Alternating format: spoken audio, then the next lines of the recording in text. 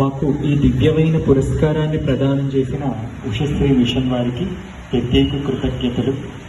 అలాగే సభా సదస్సున కొలువైన వారందరికీ అనేక కోటి నమస్కారములు.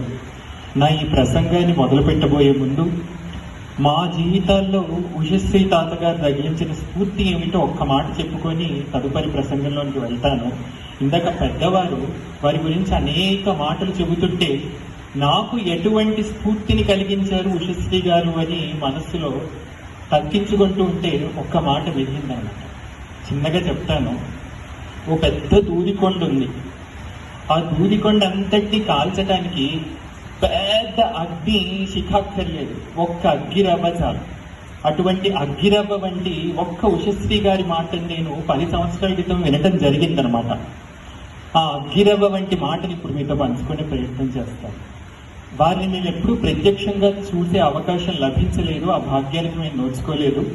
సరికదా వారి రేడియో కార్యక్రమాలు కూడా ఎప్పుడు ఈ వీణులతో వినే సౌభాగ్యం లభించలేదు. కానీ యూట్యూబ్ మాధ్యమం ద్వారా వారివి కొన్ని ప్రసంగాలు చూడడం జరిగింది. దాంట్లో ఆద్యంగా చూసిన ప్రసంగం వారు హనుమంతుల వారి గురించి చేసిన ప్రత్యేకమైన 5 నిమిషాల ప్రసంగం ఒకటి ఉంది. ఎవరో వారిని ఒక సందేహం అడిగితే హనుమంతుడు వాంగ్మి ఎలా అయ్యాడు అనే దాని గురించి వారు అద్భుతమైన మాట చెబుతూ చివరిలో ఒక్క మాటతో ముక్తాయించారనమాట. వారు అలా ముక్తాయించిన మాటే మా ఇద్దరి జీవితాలకి అంకురార్పణ చేసింది. ఆ మాట ఏమిటి ఇప్పుడు మీకు చెబుతాను.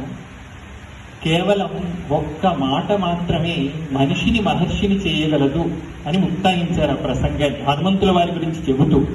మరొక్కసారి చెబుతాను ఆ మాట. నా ఒడలు పులకించింది ఆ మాట వినగానే.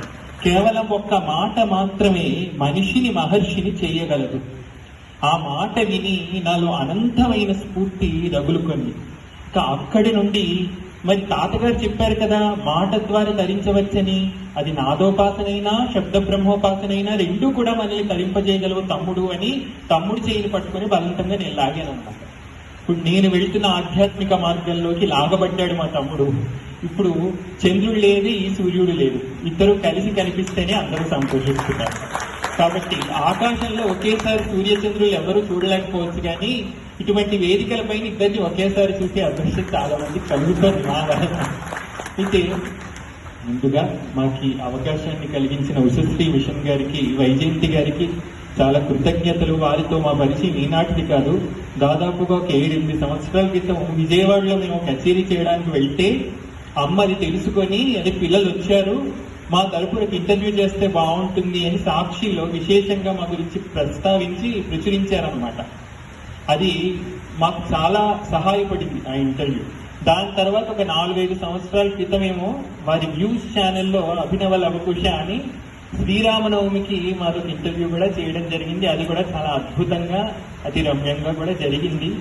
అయితే ఇప్పుడు సంగీతం పుష్పముద్దిష్టం సాహిత్యం తద్రజస్కృతం ఆస్తికత్వం ఫలం ప్రోక్తం కైవల్యం రసయీరితం అని పెద్దలు చెప్పిన మాట ప్రకారంగా సంగీత సాహిత్యాలు పువ్వు రజస్సు అయితే, కేసరము అయితే, ఈ ఆస్తికత్వము కైవల్యము ఏదైతే ఉన్నాయో అవి ఫలము రసము వంటివి అని ఆ మాటని అందుకుని కేవలం సంగీతం సాహిత్యంతో మాత్రమే ఆగిపోకుండా వీటి ద్వారా పురస్కారాలు పొందుతూ ఇదే జీవితం అని సంతృప్తి చెందకుండా వీటి ద్వారా పై మెట్టుకు ఎక్కాలి అనే ప్రణాళికను నేను చిన్ననాడే పనుకున్నాను. అసలు ఏ కళకైనా ఏ సాధనకైనా పరమార్థము మోక్షమే అని భారతీయులకు ప్రత్యేకంగా చెప్పక్కర్లేదు. ప్రత్యేకంగా భారతీయ ఋషులు ఎవరైతే ఉన్నారో వారు సంగీతాన్ని నాదోపాసనగాను, సాహిత్యాన్ని